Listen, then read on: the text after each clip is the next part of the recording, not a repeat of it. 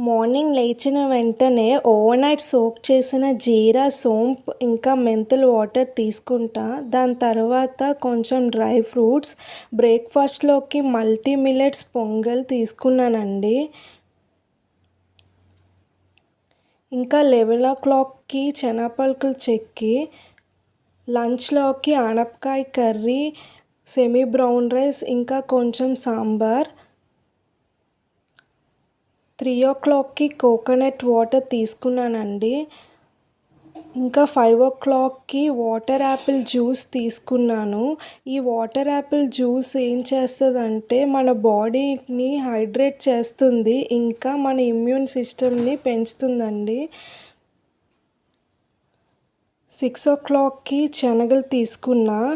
ఇంకా డిన్నర్‌లోకి ఓట్స్ తీసుకున్నా. నేను కొంచెం పోమోగ్రానేట్ ఇంకా డ్రై ఫ్రూట్స్ వేసుకున్నానండి.